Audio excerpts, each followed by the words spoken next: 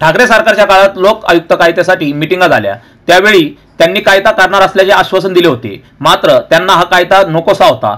फडणवीस यांच्या काळामध्ये वेळ लागला, मात्र लोक आयुक्त कायदा हा पास झाला, अशी प्रतिक्रिया देत अण्णा हजारे यांनी तत्कालीन ठाकरे सरकारवर निशाणा साधला आहे.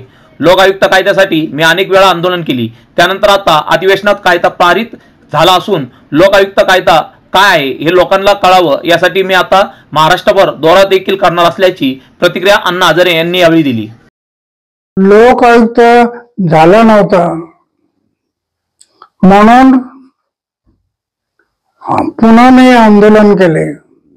3.5 वर्ष या मीटिंग झाल्या, लोक आयुक्त 3.5 वर्ष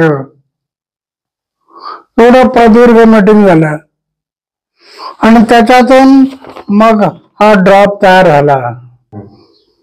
ह्या मसुद्यामधून मग आता काल तुम्ही वाचलं, पाहिलं, ऐकलं की लोक आयुक्त दिल्लीचा पहिलं झालं लोकपाल, आता लोक आयुक्त महाराष्ट्रासाठी पहिल्यांदा लोक आयुक्त.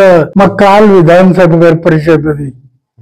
विधान परिषदेमध्ये काल तो पास झाला. एक क्रांतिकारक आहे.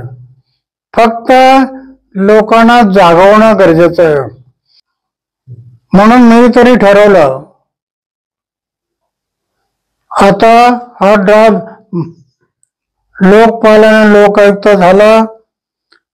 वेळ पडली 88 वर्षाच्या वयात मला जर शक्य झालं तर महाराष्ट्रामध्ये लोकशिक्षण आणि लोकजागृतीसाठी पुन्हा हा कायदा काय आहे ते लोकांना कळावं हे सांगण्यासाठी मी जाईल.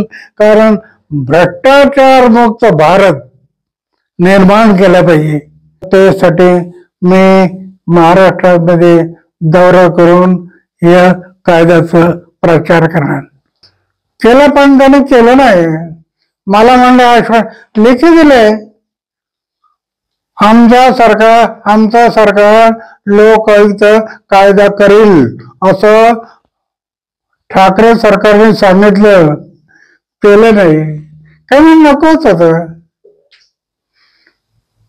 आणि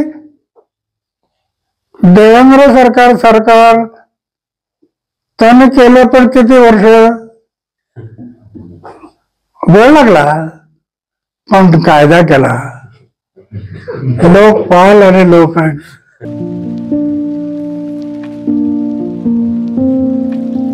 तुम्हाला जर इतरांपेक्षा वेगळं फर्निचर करायचं असेल किंवा त्यातही प्युअर सागवानीच हवं असेल तर तुम्हाला एक नाव सुचवतो. कोणतं? पित्रोडा फर्निचर, जिथं प्युअर सागवानी लाकडामध्ये देवघर, dining set, teapoy, office chair, तसंच कपाट, bed, sofa set, computer table आणि इतरही फर्निचर उपलब्ध. तसंच बजाज फायनान्स वर फर्निचर उपलब्ध. Pitroda furniture, new Tilak road, Ahmednagar.